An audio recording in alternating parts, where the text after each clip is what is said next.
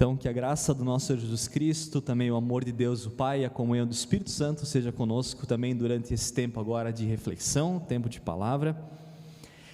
Quero começar trazendo uma informação, e vi isso tempos atrás, de uma notícia na internet, de que no ano de 2014, um almirante chamado William McRaven, ele discursou para cerca de 8.000 graduandos, lá numa universidade no Texas. E ele deu algumas importantes lições sobre o que esse almirante aprendeu no seu tempo de exército e que poderia agora ajudar essa próxima geração que estava se graduando, final de curso. E ele vai trazer que a primeira grande lição que ele dá para aquelas 8.000 pessoas é: se você quiser mudar o mundo, comece arrumando a sua cama. Se você quiser mudar o mundo, comece arrumando a sua cama. É interessante que ele não vai para nenhum lado da espiritualidade, mas ele vai dizer que quando nós realizamos pequenas tarefas que a gente começa e termina, isso gera em nós endorfina. Então você tem uma sensação de prazer, porque você começou algo e você terminou. Então ele dizer, comece com as pequenas coisas, porque elas vão gerar prazer e você consegue fazer outras. Eu não sei se você tem isso, mas eu faço normalmente no começo da minha semana, uma lista de tudo que eu tenho para fazer, e vai me dando uma alegria tão grande quando você consegue terminar uma, e daí termina mais uma, e mais uma, e mais uma, pequenas coisas que vão fazendo bem, que vão te dando ânimo, vão gerando essa sensação de prazer. Então a grande lição dele é começa não querendo mudar o mundo, não começa pelas coisas grandes, mas comece com as pequenas coisas à tua disposição, aquelas coisas que você tem à tua mão para fazer. Mudar o mundo é legal, mas você pode começar isso com pequenas coisas, são pequenas atitudes. Também tem um filme muito interessante, um filme que os jovens adolescentes viram muito, que é o filme do Homem-Aranha. Aí diz que o tio do Peter Parker vai dizer para ele: com grandes poderes vem grandes responsabilidades. Grandes poderes, grandes responsabilidades. A nossa vida é feita de responsabilidade. A nossa vida ela é feita de decisões, ela é feita de coisas que nós fazemos. Lá em Mateus 25 tem um texto muito interessante, não vou ler ele, mas Jesus por 2 momentos ele vai dizer na parábola dos talentos: servo bom e fiel. Muito bem, servo bom e fiel, você foi fiel no pouco e eu te colocarei sobre o muito.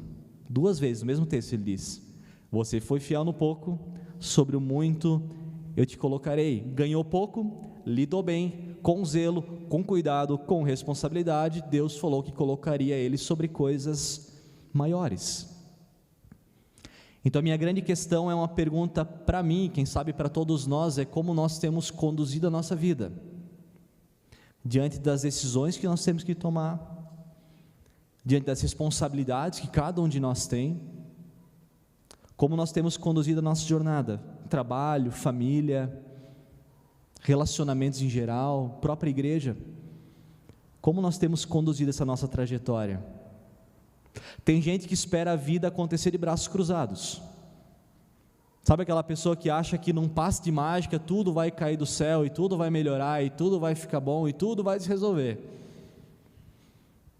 Eu que lido muito com adolescente aqui na Redentor, tem um monte aí que não estuda para a prova e fica orando para Deus abençoar a prova, né? Mas eu digo, tá bom, Deus pode abençoar, mas vai estudar também, vai estudar. Tem um pessoal que fica procurando trabalho, diz, eu estou esperando Deus abrir uma porta de um trabalho, mas nunca mandou um currículo. Deus vai me dar um emprego na hora certa, no tempo do Senhor. Gente que espera a vida acontecer de braços cruzados. Será que nós temos sido fiel naquilo que Deus tem colocado nas nossas mãos?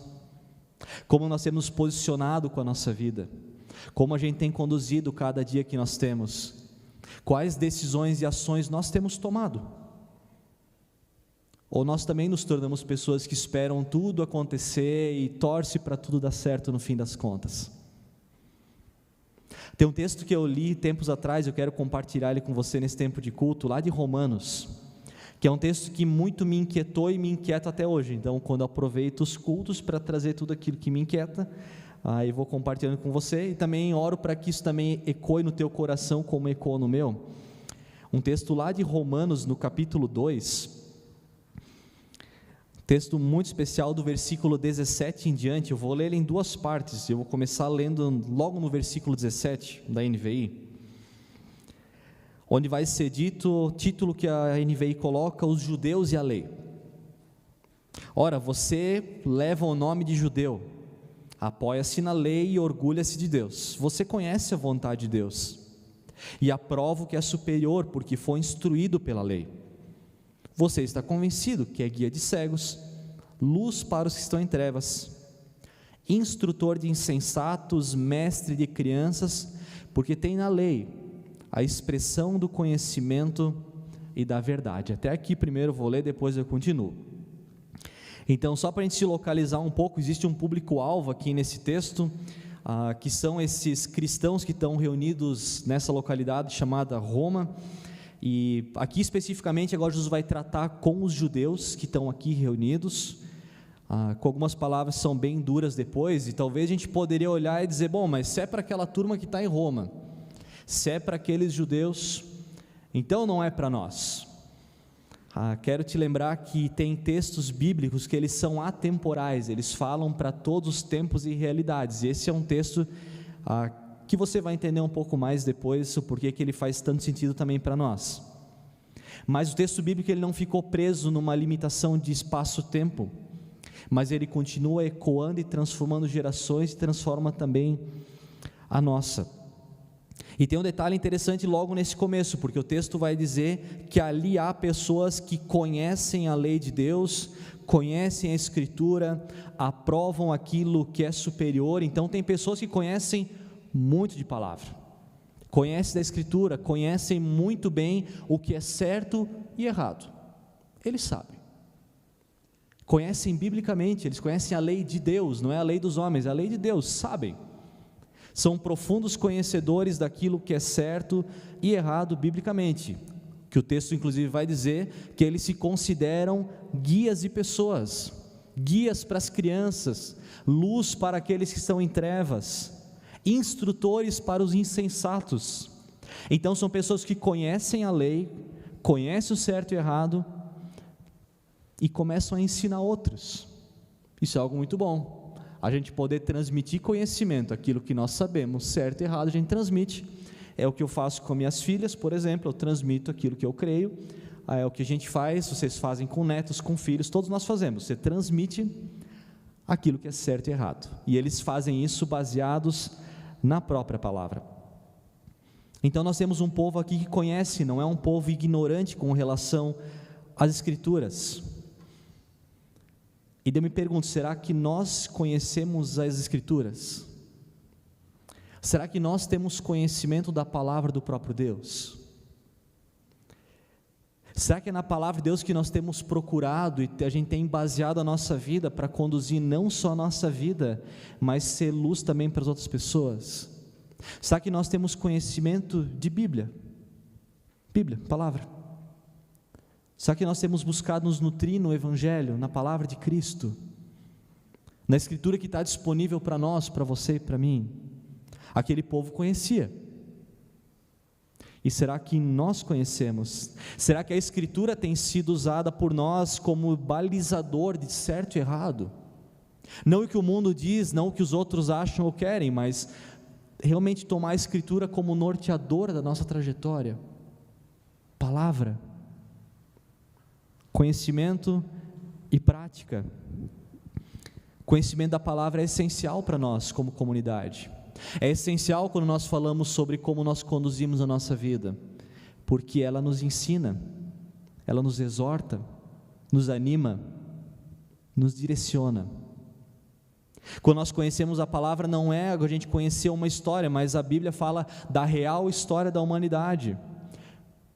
Ela é a história da humanidade, não é uma história, mas é a grande história da humanidade. Então o nosso primeiro grande passo deveria ser conhecer a palavra. Palavra, simples, disponível para todos nós, em linguagem, inclusive com Bíblia. Existe Bíblia para crianças hoje, com uma linguagem para crianças. Então a turma não pode nem dizer assim, mas a Bíblia é difícil de entender. Não é não. Não. Dá para entender sim, quando a gente quer. Lá em Romanos, Paulo vai dizer: como pois invocarão aquele em quem não creram? E como crerão naquele que não ouviram falar? E como ouvirão se não há quem pregue? Como iremos crer se nós não conhecemos palavra? Como nós iremos conduzir nossa vida debaixo da palavra se nós não conhecemos a palavra? É essencial. Aquele povo conhecia, mas surge um problema. Continua o texto bíblico, versículo 21. Então, depois daqueles vários elogios, conhecem a lei, conhecem o caminho, e o texto continua: e então, você que ensina os outros, não ensina a si mesmo? E então, você que ensina os outros, não ensina a si mesmo? Você que prega contra o furto, furta? Você que diz que não se deve adulterar, adultera? Você que detesta ídolos, rouba-lhes os templos? Você que se orgulha da lei, desonra a Deus, desobedecendo a lei? Pois como está escrito, o nome de Deus é blasfemado entre os gentios, por causa de vocês. A circuncisão tem valor se você obedece à lei, mas se você desobedece à lei, a sua circuncisão já se tornou incircuncisão. Se aqueles que não são circuncidados obedecem aos preceitos da lei, não serão eles considerados circuncidados? Aquele que não é circuncidado fisicamente, mas obedece à lei, condenará você, que tem a lei escrita e a circuncisão, é transgressor da lei. Não é judeu quem o é apenas exteriormente, nem é circuncisão a que é meramente exterior e física, não. Judeu é quem é no interior, e circuncisão é operada no coração, pelo Espírito e não pela lei escrita. Para esses o louvor não provém dos homens, mas do próprio Deus. Então, tem a questão da circuncisão, que eu não vou entrar nesse culto, nesse momento, mas que era essa marca física do ser judeu. Então era algo importante o ser circuncidado como sinal de você fazer parte desse povo, e tinha muitos que se apoiavam nisso: sou circuncidado, sou judeu, faço parte desse grande povo. Então, depois dos vários elogios que eles recebem por conhecerem a lei, Paulo vai ser extremamente duro, e na tradução do Aslan vai ficar assim: uau, parabéns, e agora por que não começa em você? Conhece tudo de lei, conhece tudo de como conduzir a vida, então começa contigo, começa comigo. Sabe, somente conhecimento pode gerar em nós transformação. Conhecer palavra gera transformação, mas quando ela não se torna prática, quando ela não repousa no coração como palavra do próprio Deus, pode se tornar em soberba, onde a gente se torna especialista em apontar o dedo para os outros, mas a gente esquece que a transformação ela deveria vir primeiramente de nós. Ser judeu não era suficiente. Ser judeu, para Jesus, Paulo vai dizer, judeu, tem um monte. Conhecer um monte também não é a chave. A grande chave é que precisa haver uma mudança de mente, coração e postura. A grande chave é uma transformação de mente, coração e postura. Não só conhecer. Paulo vai dizer, judeu é aquele que é no coração, não no fisicamente, não no rótulo, não na sua história. Paulo ele vai criticar essa caminhada rasa, superficial e frágil, de caminhada com Deus, espiritualidade, que é baseada só no conhecimento e na nossa trajetória, não mais numa prática de vida. Para mim esse é um texto, talvez você entenda isso um pouco melhor agora, mas que a gente poderia apontar sem crise alguma, transferindo isso sobre o ser judeu para o ser cristão. O que é o ser cristão? O que é o crer em Jesus? Será que é um rótulo para nós? Será que é um monte de conhecimento que nós recebemos? Ser cristão não tem a ver somente com cumprir ritos religiosos, porque eles podem fazer sem ter uma caminhada com Jesus. Ser cristão não tem a ver com adquirir só um monte de conhecimento, porque ele pode gerar soberba. A gente pode conhecer muito de Bíblia e nunca ter sido transformado por Jesus. Ser cristão não tem a ver com uma ficha cadastral numa comunidade como a do Redentor. Não é por aí. Ser cristão não tem a ver com um personagem que nós criamos para a gente demonstrar em alguns momentos da nossa vida, em eventos da comunidade. Ser cristão tem a ver com um relacionamento real, uma transformação de coração. É conhecer o Senhor Jesus inteiramente. A gente começa a se relacionar com Ele, e quanto mais a gente conhece sobre quem é Jesus, Ele vai nos transformando de dentro para fora. É uma transformação que começa dentro e fica nítido fora de nós. Ele transforma aquilo que nós cremos, aquilo que nós fazemos. Ela é uma mudança integral de vida, mas ela começa de dentro, começa no coração. É uma mudança de mente, coração e postura. Mente, coração e postura. Quando Paulo aqui nesse texto vai dizer com dureza: pois como está escrito, o nome de Deus ele é blasfemado entre os gentios por causa de vocês. Eu digo por causa de nós, em muitos momentos.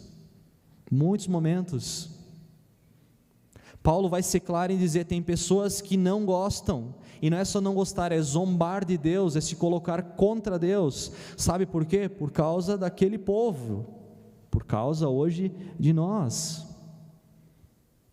É uma crítica dura e necessária que aquele povo tem que receber, de que eles viviam muito bem no discurso, mas a prática afastava as pessoas. E pensando para nós hoje, tem gente que foge da igreja e não é por causa de Jesus. Tem gente que foge da igreja e não é por causa de Jesus. Porque você pode sair, a gente sai com o pessoal dos jovens aqui da igreja para evangelizar aqui na Trajano, com o Everton e companhia, né? Engraçado esse pessoal, quando tu fala de Jesus, eles não têm problema com Jesus. Tu pergunta: e Jesus? Jesus é um bom homem, um bom exemplo, Jesus me ama, tudo certo. E a igreja? A igreja não quero. E se tu começa a cavocar um pouco, não é sem motivo, porque houve alguma crise, tiveram problemas, problemas na jornada com cristãos. Que pena, sabe, porque nós somos falhos e pecadores. Eu falho com você, nós falhamos uns com os outros. A gente não pode basear nossa espiritualidade, nossa caminhada com Jesus e com uma comunidade por causa de algumas pessoas. Que pena, sabe? Mas pessoas que estão chegando, para elas parece que é o suficiente. Mas o quanto que nós temos sido testemunhas práticas de Jesus, para que elas olhem e digam assim: lá eu quero estar, eu quero caminhar com esse Jesus que você caminha.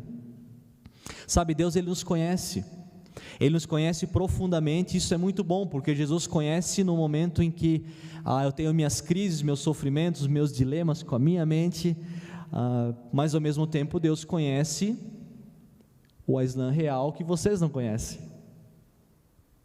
Deus ele nos conhece. Ele conhece a intenção do nosso coração.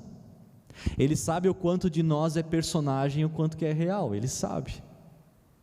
Isso é assustador. Ele me conhece na hora da crise, mas também me conhece com aquilo que está no nosso coração. O quanto que Ele não transformou nosso coração. A gente só transformou alguns ritos nossos para encaixar numa caminhada religiosa muitas vezes. Quando Jesus vai dizer em certo momento: nem todos aqueles que dizem Senhor, Senhor, herdarão o reino dos céus. Mostra que há um jeito de maquiar a caminhada com Jesus sem nunca ter caminhado com Ele. Entende que não é exterior, começa no interior. Claro, a nossa vida cristã ela é cheia de altos e baixos, a minha também tem, a sua também deve ter, imagino. Onde tem horas que a gente acaba errando o alvo, acaba errando na caminhada com Jesus, a gente sabe o certo, faz o errado, infelizmente, tem altos e baixos, todos nós temos. Mas o quanto nós ainda buscamos uma vida de santidade, uma vida de espiritualidade, uma vida de caminhada com o próprio Deus, uma vida de leitura da palavra, oração, comunhão. Quantas pessoas que hoje em dia abriram mão da comunhão? Sabe, você é um guerreiro por estar aqui hoje. Comunhão no frio, é bom, a gente está aqui junto, porque isso é importante para a nossa caminhada. Sabe, Jesus ele vai transformando, ele transforma a nossa vida por inteiro, ele traz uma nova forma de viver, e a nova forma de viver, ela não é personagem, ela muda a forma que eu lido com meus filhos em casa, ele muda a forma que eu lido com a Gabriela em casa, ela muda a forma que eu jogo futebol na minha sexta-feira de noite, ela muda a forma que eu trabalho. Quando Jesus inunda a nossa vida, tudo muda, tudo é transformado. Será que nós temos levado a sério essa caminhada com Jesus, que quem sabe a gente ouve de domingo após domingo, encontro após encontro? O chamado de Paulo é muito duro para essa comunidade, eu creio que também poderia ser e deve ser também para nós, mas também é uma oportunidade que Paulo diz: arrependam-se, é uma oportunidade que nós também temos, de Cristo nos dizendo: ainda dá tempo, de levar essa jornada a sério, de assumir uma nova postura diante do Evangelho, e do chamado radical de Jesus para uma transformação, para uma nova vida, que muda o interior, que muda todo o exterior. Será que a gente poderia colocar o nosso nome nessa frase, né? Será que Jesus, eu acho que Jesus poderia dizer isso tranquilamente para mim: Aslan, você que ensina os outros, não ensina a si mesmo. Será que o nosso nome não poderia caber muito bem ali também? Conhece tanto, mas não transforma a própria história. Quero finalizar te contando uma pequena história, aproveitando em história. Conta-se que um minerador de carvão, isso tem pouco hoje em dia, né? Mas tem em alguns lugares, e era um homem com uma vida totalmente promíscua. Vivia uma sexualidade fora do casamento, uma bagunça total. Quando ia trabalhar, saía para os lugares que ele não deveria ir, se perdendo na sua vida com bebedeira, com festa. Então, um homem que estava com uma vida que a gente olharia e dizer: olha, isso aqui, não sei se dá jeito, se é aquela pessoa. Mesmo na infância, aquela pessoa, ela conheceu a igreja, participou, depois se afastou, então ele tinha um certo conhecimento de Deus, mas entrou em outros caminhos perdidos na sua vida. Aconteceu que certo dia, ele indo para a cidade, ele foi abordado na rua. Uma pessoa parou ele, naquele jeito simples, curto e direto, uma pessoa evangelizou ele. Falou de Jesus, falou do amor de Cristo, e por incrível que pareça, aquele homem, sem entender muito o que estava acontecendo, entregou a vida para Jesus. Entregou a vida, alguma coisa aconteceu, e aquele homem, ele começa a ter vontade de ir para a igreja, meio bagunçado, mas começa a ir para a igreja, começa a participar. Só que quando ele volta para o trabalho, a cada dia começa a ter um problema, porque os amigos do trabalho começam a achar graça naquilo.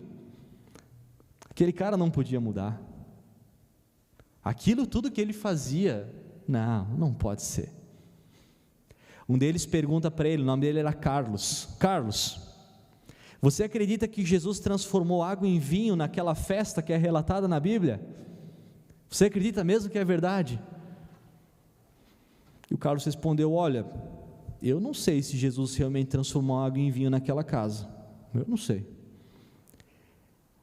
mas eu sei que na minha casa transformou cachaça em comida na minha mesa, isso eu sei.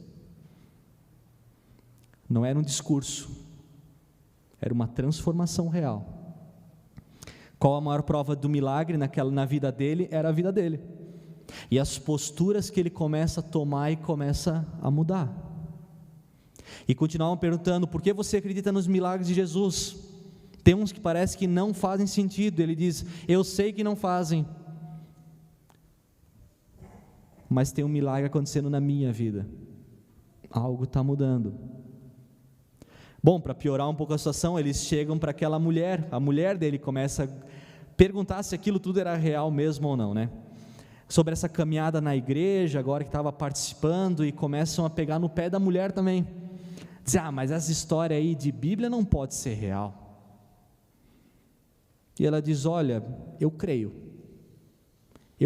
mas eu não vi Jesus transformar água em vinho, eu não vi ele tornar 5 pães num banquete para 5.000, eu não vi, mas eu vi Jesus tornar um homem violento, promíscuo, revoltado e vingativo, numa pessoa que até velhos amigos dizem: só pode ter sido Deus. Alguma coisa mudou.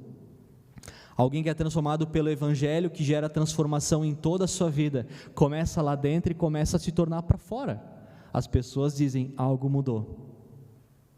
A mudança naquela mina de carvão, quando ele trabalha, não começa com todo mundo se convertendo, mas começa quando uma pessoa, ela começa a experimentar um agir de Deus, começa a ter uma nova postura, um novo jeito de ser, um novo jeito de ver, um novo jeito de se comportar, e aí se torna um testemunho real. Não é um discurso, mas é uma vida, é um ensinar-se a si mesmo. Ensinar-se a si mesmo. A mudança vai começar onde? Comigo. Sabe, um casamento não melhora quando a esposa melhora, ela melhora quando eu melhoro. Ali melhora.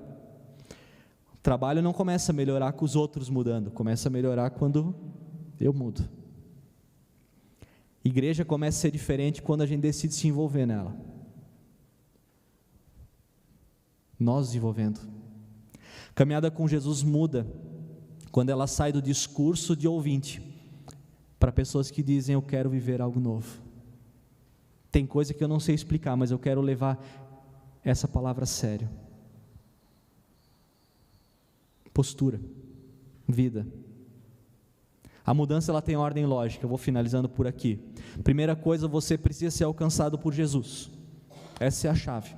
Sem Jesus transformando o nosso coração e mente, não adianta ir para a prática, porque ela é só prática sem fundamento. Primeiro papel, nós precisamos ser transformados por Jesus, e quem faz isso é Ele, é milagre. Então que Deus faça um milagre na tua vida e na minha vida, porque isso só Ele pode fazer. Comece com Jesus. Segundo passo, para mim, é a gente parar de culpar o mundo e todo mundo. Parar com esse vitimismo de jogar culpa para os outros. Para com esse negócio. E o terceiro é assumir o nosso papel. Como diria aquele senhor do exército, começa arrumando a cama. O que nós podemos fazer em pequenas coisas hoje? Colocar em prática essa palavra que nós ouvimos de Deus a cada domingo. Eu não sei, a gente nunca sabe exatamente como vai ser o louvor dos cultos, o que vai acontecer em todos eles, mas uma coisa que eu te garanto é, você vai vir aqui e vai ouvir da palavra, porque ela é transformadora e muda a nossa vida. Então começar a colocar em prática, dizer, isso aqui eu quero mudar a partir de hoje, baseado na palavra, para que nós vivamos de maneira digna ao chamado que nós recebemos. Comece em nós. Não é só aprender, é começar a viver. Que comece em nós. 2 Timóteo termina dizendo, pois Deus não nos deu um espírito de covardia, mas de poder, de amor e de equilíbrio. Vamos orar, assim como nós estamos? Deus querido, obrigado pelo teu amor por nós, obrigado porque é só por causa de Cristo que nós podemos estar aqui, obrigado porque o Senhor tem conduzido a nossa história. Obrigado, Deus, porque Tu nos chama, Pai, para um relacionamento contigo, que ele é mais do que conhecimento, é mais do que rituais religiosos, Pai, é mais do que encontros, Pai, mas é uma vida transformada que vai transformando tudo, Deus. Transforma a nossa vida como um todo. Deus, a gente fica triste, Pai, quando nós erramos o alvo, quando nós pecamos, quando nós caímos, mas nós caímos nos Teus braços, Pai, o Senhor nos levanta para a gente continuar, porque nós estamos numa jornada contigo, Pai. Nos ajuda, Senhor Deus, a nossa trajetória, que a gente consiga de verdade, Pai, no poder do Teu Espírito, Senhor, vir a mais do que ouvintes da palavra, mas praticantes. Nos ensina, Pai, nos ensina a sermos testemunhas, vivermos como testemunhas do Teu reino.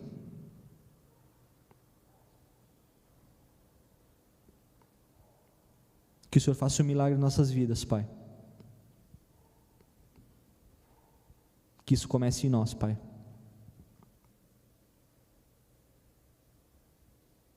Nos usa, Pai, apesar de nós. Em nome do Teu Filho Jesus, amém.